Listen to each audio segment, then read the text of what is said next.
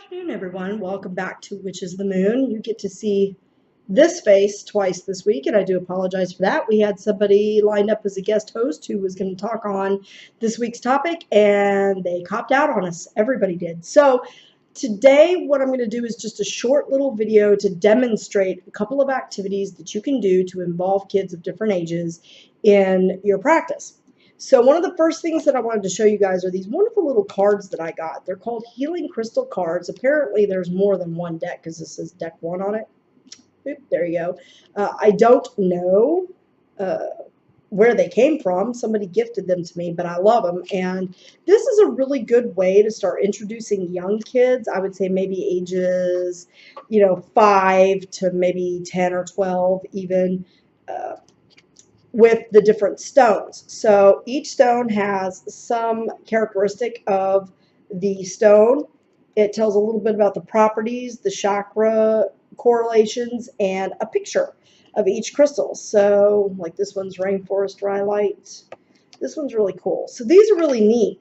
So you can introduce your kids to crystals like this and then maybe take them for a walk and see if you can find things that look like these. So, by the way, it comes with a 10% off coupon if you go shopping. So, I guess they have a shop called healingcrystals.com. But these are really, really cool. And then it's got the chakra system. So you can start introducing them to the chakra system and to the importance. It has a card on all the different cuts of crystals or the types of crystals that you see. It talks about Mohs scale of hardness. So this would be kind of a really easy way to start introducing your kids to crystals and getting them interested in what's out there to find and finding what they're drawn to naturally. And so something like this would be a really good activity.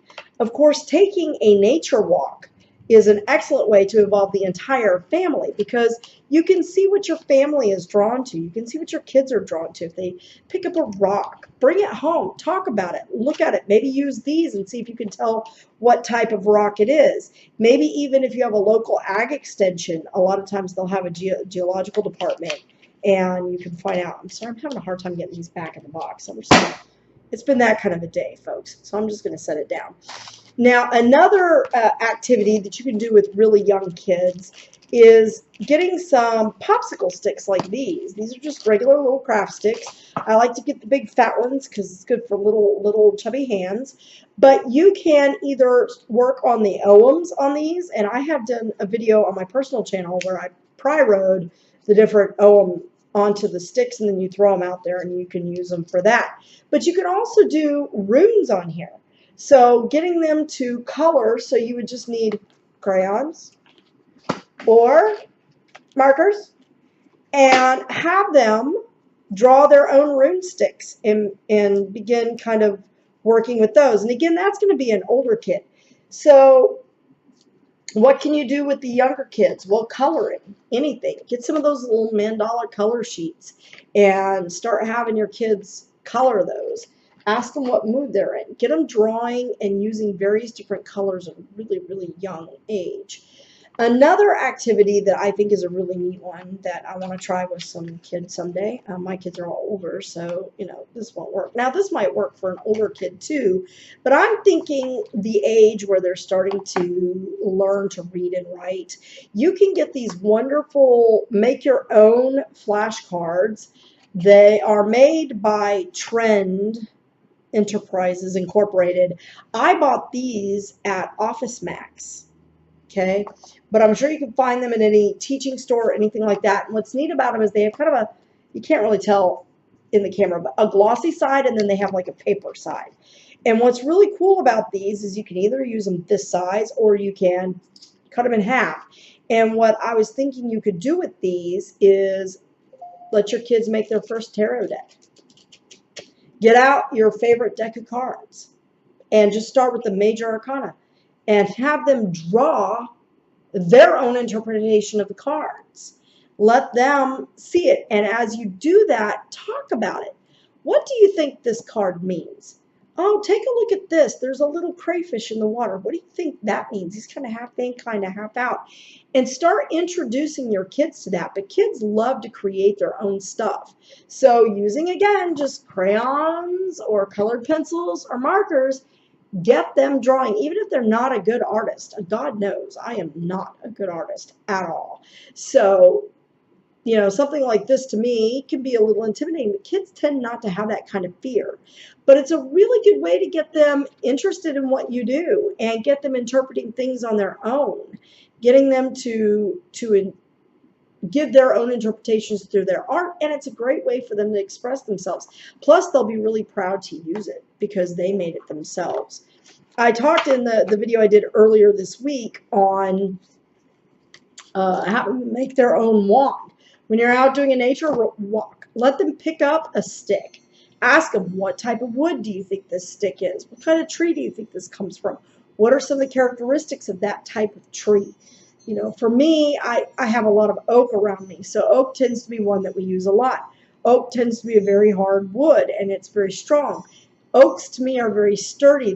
They eke of wisdom and masculine strength, and so I'm very drawn to that. And to me, it would make an excellent wand. So you can have them paint it, carve it, decorate it with different things, let them glue stones on it, make it their own. And that's an activity you can do with a kid that's even older. Now, as they get older and older, working on wand making with tools, like wood carving tools, and allowing them to pyro or etch their name or coming up with a magical name, things like that. So these are just some very, very simple activities. Make your own runes. If you go to any craft store, I say Hobby Lobby because there's a Hobby Lobby down the road. We also have a Michael's down the road now, finally, thank you. But they sell little wood chips over in the clockmaking area. So you can take those and you can paint on them. You can write it on with marker, but let them start making their own tools. And that's a really good way not only to get them involved in the craft, but to get them opened up to their own psychic abilities and really encouraging their own level of expression and creativity, and showing them that it can be a fun, exciting path. Another thing that I would do is have them write their own fairy tales. So that's another thing that you can do. But anyway, I wanted to share these crystal healing decks with you guys. A lot of times, you may have it, well, I wouldn't say a lot of times, but you might see if you have a metaphysical shop that offers like a family-friendly workshop on developing psychic ability, and of course meditation and drum circles. You can make your own drums using the big carnation instant carnation creamer.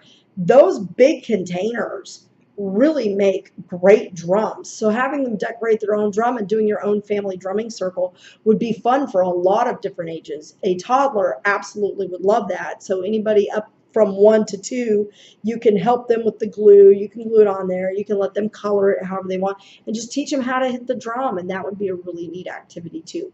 So I wanted to just show you some practical activities. I know this is short and kind of a continuation of the video that I did. And I apologize that you're having to see me for a second time, and that, you know, everybody that we asked to help us out with this week kind of copped out on us. But hopefully the next guest host will actually pull through for us. So just to kind of fill in and make sure we didn't have a day without something. I hope this gives you a few ideas. I'd love to see some of your own ideas, so post some ideas down in the down bar and let's see what we've got. I'd love to see some activities for kids that are a little bit older, maybe, you know, in your teens or what have you. What do you do with your kids to get them involved with you? What do you do to get other non-practicing family members involved? Like I said, nature walks are great for families, so just getting out and being in nature is one way that you can get your family involved. A lot of people who aren't necessarily pagan like drum circles because they like the drumming music and the singing that goes with that. So things like that don't necessarily have to be confined to just children. So thanks again for bearing with us. Thanks again for watching and commenting. We hope you all have a blessed week. Thanks.